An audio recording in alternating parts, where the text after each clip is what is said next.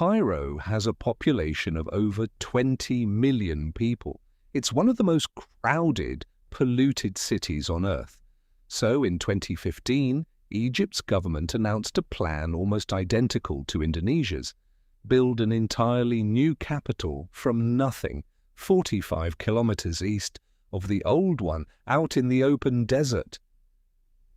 Today, that city is real. It already has the tallest skyscraper in Africa, the largest cathedral in the Middle East, a military headquarters that could be bigger than the Pentagon.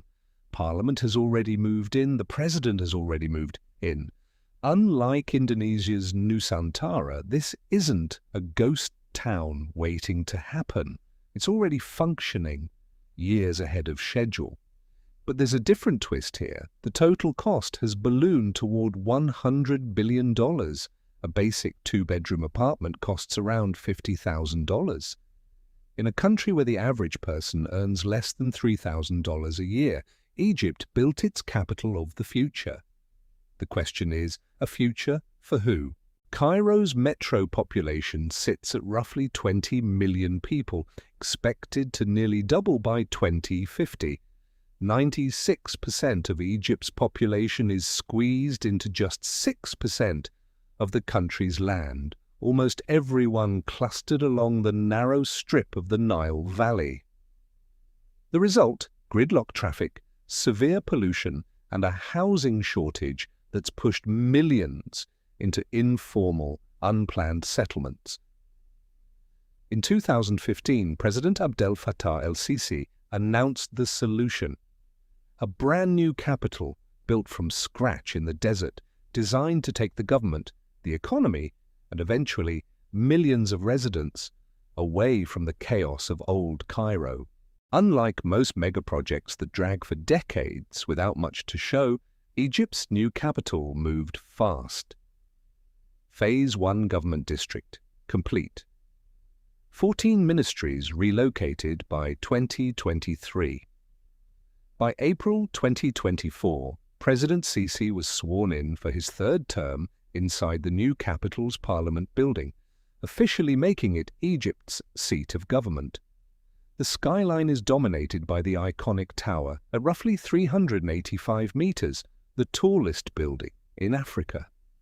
Nearby sits the Octagon, a sprawling military headquarters built from 10 octagonal buildings, reportedly designed to rival the Pentagon in scale. There's a 93,000-seat stadium, the largest cathedral in the Middle East. A Green River Park system planned to stretch over 20 miles, roughly twice the size of Central Park. The long-term vision, a city built for up to 6.5 million people, possibly expanding capacity toward 8 million, spread across more than 700 square kilometers, an area nearly twice the size of Singapore. Here's what doesn't make it into most of the glossy coverage. The estimated total cost has climbed as high as $58 to $100 billion, depending on the source, and a full official breakdown has never been fully disclosed. Housing prices tell their own story. A basic two-bedroom apartment runs around $50,000. Egypt's GDP per capita sits under $3,000 a year. For the vast majority of Egyptians, an apartment in their own country's new capital is simply unreachable. The new capital has no public schools, only private institutions catering to a specific, wealthier class. Land prices in nearby areas have risen sixfold in under a decade. Critics argue the project hasn't relieved Cairo's overcrowding at all. It's redirected resources, water, and infrastructure spending away from the old city's poorer neighborhoods toward a development most of the country can't access.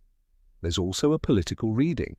Some critics suggest that moving the seat of government far from Cairo's dense population isn't only about traffic, it's about distance from the kind of mass protests that have shaped Egypt's politics before.